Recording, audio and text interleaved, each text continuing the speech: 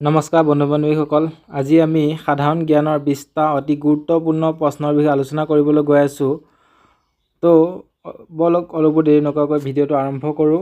Question number 1, অসমীয়া ভাষাত জিকিৰ আৰু জাৰি গীত কোনে ৰচনা কৰিছিল? ইয়াৰ ৰাইট অপশ্যনটো হৈছে অপশ্যন এ, আজান ফকীৰ চাহাবে। কুৱেশ্যন নাম্বাৰ 2, গিয়াছুদ্দিন আউলিয়াৰ সমাধি ক'ত অৱস্থিত? ইয়াৰ ৰাইট অপশ্যনটো হৈছে অপশ্যন 2, হাজো। কুৱেশ্যন নাম্বাৰ 3, কোন মন্দিৰৰ চালিখন তামেৰে নিৰ্মিত? ইয়াৰ ৰাইট অপশ্যনটো হৈছে option number D, Tamreswari. Question number 4, কোন স্থানক অসমৰ খাজুৰাহো বুলি জনা যায়? ইয়াৰ ৰাইট অপশ্যনটো হৈছে option number B, Madan Kamdev. Question number 5, বৰ ৰজা অম্বিকাই কোনটো মন্দিৰ নিৰ্মাণ কৰিছিল? ইয়াৰ ৰাইট অপশ্যনটো হৈছে option number 2, Shivadol. Question number 6, Ghanashyam Khanikar কোন মন্দিৰৰ স্থপতিবিদ আছিল? ইয়াৰ ৰাইট অপশ্যনটো হৈছে option number D, Negheriting Dol. Question number 7, Ahom ৰজা ৰাজেশ্বৰ সিংহই 1752 চনত নিৰ্মাণ কৰা মন্দিৰটোৰ নাম কি? ইয়াৰ ৰাইট অপশ্যনটো হৈছে অপশ্যন নাম্বাৰ এ, নৱগ্ৰহ মন্দিৰ।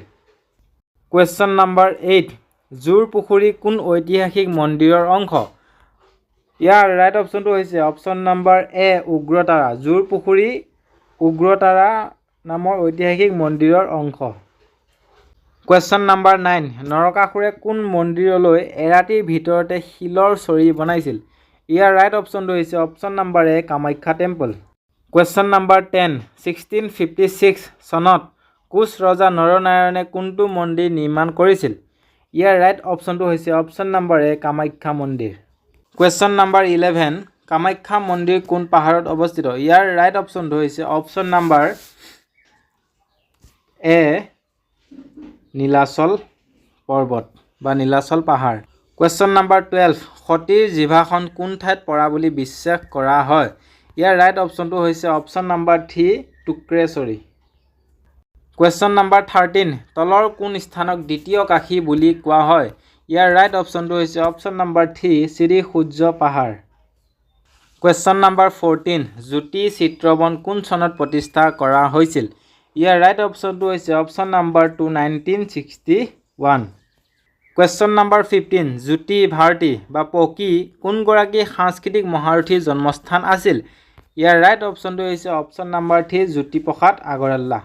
কুৱেশ্যন নাম্বাৰ 16, 1921 চনৰ অসম ভ্ৰমণৰ সময়ত গান্ধীজী তলত উল্লেখ কৰা কোনটো ঘৰত আছিল?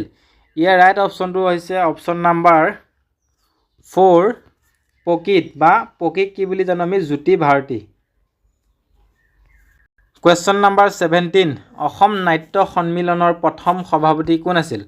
ইয়াৰ ৰাইট অপশ্যনটো হৈছে অপশ্যন নাম্বাৰ 4, কলাগুৰু বিষ্ণুপ্ৰসাদ ৰাভা। কুৱেশ্যন নাম্বাৰ 18, বাণ থিয়েটাৰ কোন চনত প্ৰতিষ্ঠা কৰা হৈছিল? ইয়াৰ ৰাইট অপশ্যনটো হৈছে অপশ্যন নাম্বাৰ 3, 1906 চনত। কুৱেশ্যন নাম্বাৰ 19, অসম সাংস্কৃতিক বিশ্ববিদ্যালয় কোন ঠাইত অৱস্থিত? ইয়াৰ ৰাইট অপশ্যনটো হৈছে অপশ্যন নাম্বাৰ 4, মাজুলী। অসম সাংস্কৃতিক বিশ্ববিদ্যালয় কোন ঠাইত অৱস্থিত? মাজুলী। কুৱেশ্যন নাম্বাৰ 20, মাধৱদেৱে জ্বলোৱা মাটিৰ চাকি এতিয়াও ক'ত আছে? ইয়াৰ ৰাইট অপশ্যনটো হৈছে অপশ্যন নাম্বাৰ 1, ঢেকীয়াখোৱা নামঘৰ।